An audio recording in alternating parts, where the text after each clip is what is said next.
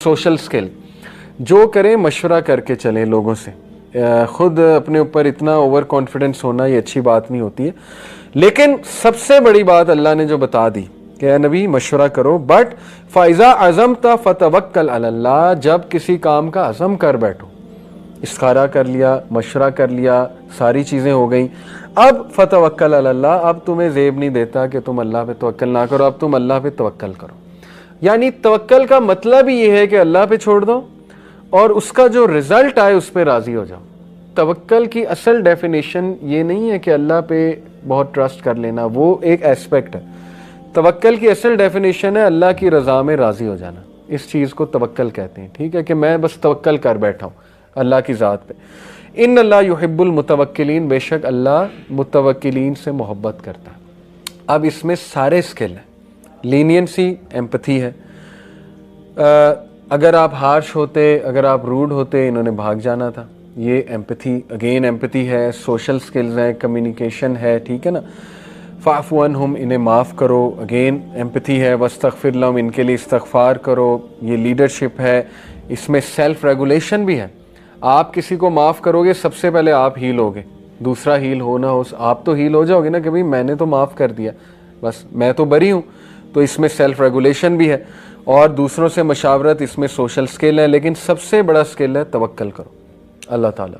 एक मैटर जब कर लिया है तो फिर आगे अल्लाह पे तवक्कल करो, रिजल्ट्स का जो है वो वेट करो। एक सहाबी थे अल-अशज अब्दुल कैस, उनको रसूलुल्लाह सल्लल्लाहु अलैहि वसल्लम ने एक बार कहा कि अल-अशज, आप में दो ऐसी खसूसियात हैं जो अल्लाह को बहुत पसंद हैं। तो ज़ाहिर है कि उनकी तो ईद हो गई, किसी सहाबी को अल्लाह के नबी ये कह दें कि आप में बड़ी खसूसियात हैं जो अल्लाह को पसंद है, वो तो कहेंगे ये तो क्या ही बात है। बहरहाल वो क्या है? फॉरबीरेंस एंड पेशेंस। यहाँ पे फॉरबीरेंस की जगह एक और ट्रांसलेशन भी है, सिलिमेंसी। सिलिमेंसी नरमी को कहते हैं। आप में नरमी है। नरमी जो काम करा सकती, याद रखें, वो सख्ती नहीं करा सकती, ठीक है। नरमी से आप दूसरों के दिल जीत लेते हैं। तो इंसान में नरमी इस लेवल की होनी चाहिए कि अगले आपसे वो नरमी लें, अगले आपकी उस महक से, उस खुशबू से खुद भी नरम हो जाए। जैसे हमारे नबी थे, वैसे तो वो बहुत स्टाउट थे, बहुत एक्टिव थे, लेकिन लोगों के साथ डीलिंग में उनसे नर्म तरीन इंसान आज तक नहीं था। अपनी वाइफ्स के साथ वो कितने नर्म थे, आपने कई वाक़यात सुने होंगे, ठीक है ना। अपनी वाइफ्स के साथ हंसी मजाक भी किया करते थे। इवन डेथ बेड पे जो शख्स ह्यूमर कर रहा है, आप सोचें वो कितना जिंदा दिल इंसान होगा। अल्लाह के नबी के बारे में वो पूरा वाक़या शायद आप लोगों ने पढ़ा हो कि अल्लाह के नबी को जब तेज़ बुखार था, हज़रत आयशा उनकी पट्टियाँ कर रही थी। हज़रत आयशा साथ साथ उनको भी सर में दर्द था, बुखार था। हज़रत आयशा ने कहा, ओ my head, O my head, हाय मेरा सर, हाय मेरा सर। अल्लाह के नबी ने उन्हें देखा, कहा कि रादर ओ माई हेड, कहा कि नहीं आयशा, मेरा हाय मेरा सर, यानी जैसे एक जोक में कहते हैं। तो रसूलुल्लाह सल्लल्लाहु अलैहि वसल्लम ने फिर हज़रत आयशा को कहा कि आयशा, अगर आप मुझसे पहले फौत हो जाती तो आपका क्या जाएगा? आपका जनाजा पढ़ाने वाला मैं, आपका गुस्ल देने वाला मैं, तो आप तो खुश होना चाहिए आपको। अब हज़रत आयशा ने आगे से क्या जवाब दिया? उन्होंने कहा कि हाँ हाँ, आप तो चाहते हैं मैं पहले मर जाऊँ ताकि आप अपनी दूसरी बीवियों को ज़्यादा टाइम दें। अब देखें ये कन्वर्सेशन कब हो रही है? डेथ बेड पे। Can you believe it? लोग हिम्मत हार जाते हैं, लोग कड़वे हो जाते हैं, लोग मजाक करना भूल जाते हैं, लोग जो है ह्यूमर करना छोड़ देते हैं, लोग बुझ जाते हैं, ठीक है ना। दुनिया ही लोगों को थका देती है। तो हमारे नबी तो इवन उस हालत में जोक कर रहे हैं अपनी वाइफ के साथ। ये जिंदा दिली की निशानी होती है। तो इसलिए बहादुर बनना चाहिए, ठीक है ना, जिंदा दिल बनना चाहिए और जोक्स वगैरह जो है ये करते रहना चाहिए, ह्यूमर।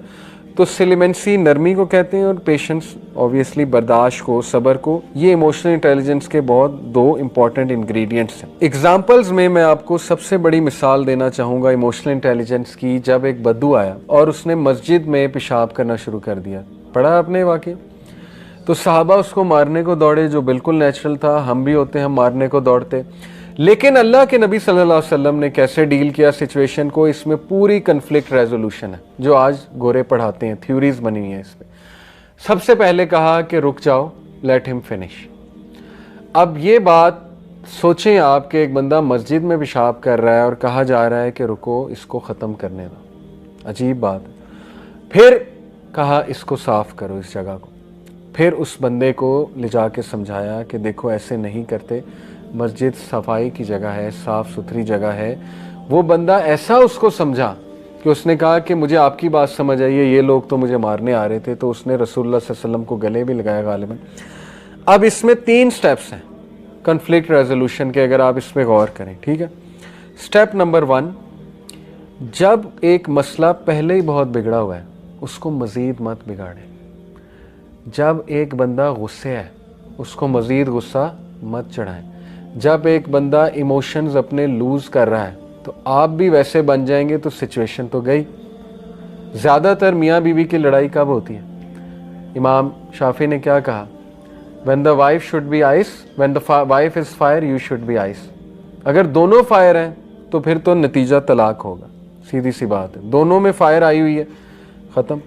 اس لیے تھوڑا سا اپنی انا کو کنٹرول کر لیں اس ٹائم پہ۔ قوام تو انا کو کنٹرول کرتا ہے، قوام تو عورت نہیں بن جاتا نا۔ عورت سے مراد ہے کہ اس ٹائم اگر ان کو ایموشنز حاوی ہوئے ہوئے ہیں تو آپ کو بھی ویسے ہی ریئیکٹ کریں گے تو معاملہ مزید بگڑ جائے گا۔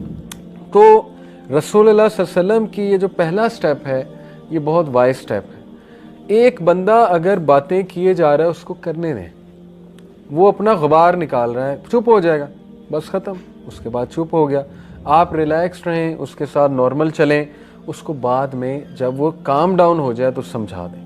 اس ٹائم پہ کچھ سمجھائیں گے، میں نے کئی ایسے لوگ دیکھے ہیں کہ انہیں اس ٹائم پہ سمجھایا گیا، انہوں نے اللہ کا بھی انکار کر دیا کیونکہ وہ اس ٹائم غبار آیا ہوا ہے۔ آپ اس ٹائم پہ درس دینے لگ جائیں گے تو وہ تو اللہ کا بھی انکار کر دیں گے، ٹھیک ہے نا۔ کئی ایسے لوگ ہیں، آپ نے دیکھا ہے۔ اب کیا وجہ ہے بچے کیوں ریبیلیس ہوتے ہیں؟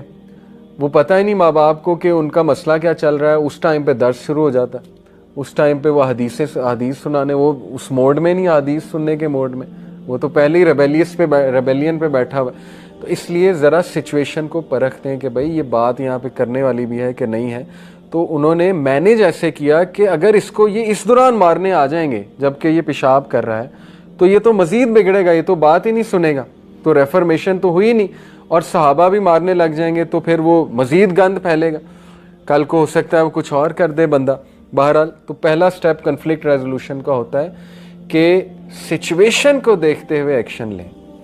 اگر ایک بندہ بہت غصے میں ہے تو آپ کام ڈاؤن ہو جائیں، ٹھیک ہے نا۔ جیسے آپ دیکھیں کہ کئی پیرنٹس غصے میں آتے ہیں ایڈمنسٹریشن کی طرف کہ آپ نے یہ کر دیا، وہ کر دیا، ہمارے بچوں کے ساتھ زیادتی ہوئی۔ اب وہ جو آگے پرنسپل یا جو بھی ہوتا ہے نا وہ سنتے رہتے ہیں۔ پیرنٹس جب اپنی بات ختم کر چکے ہوتے ہیں تو پھر وہ بولتے ہیں۔ اگر بیچ میں ٹوک دیں گے، بیچ میں لڑائی شروع کر دیں گے، نہیں ہم نے تو یہ کیا ہی نہیں، آپ کو کون کہہ رہا ہے، بس سن لیں۔ ہو سکتا ہے ان کا 90% مسئلہ صرف سنا کر حل ہو جائے، کچھ لوگ صرف سنانا چاہتے ہیں۔ تو ہائی ای آئی والا جو بندہ ہوتا ہے، یہ ایک رول بھی ہمیں سکھایا جاتا تھا ہماری کمپنی میں کہ اینگری کسٹمر کو 24 گھنٹے تک جواب نہیں دینا ای میل پہ یا ایس ایم ایس پہ۔ کیوں؟ کیونکہ اگر آپ نے اسی وقت جواب دے دیا تو لڑائی چل جائے گی۔ اور اسی طرح ہوتا ہے واٹس ایپ پہ زیادہ تر لڑائیاں دوستوں میں کب ہوتی ہیں؟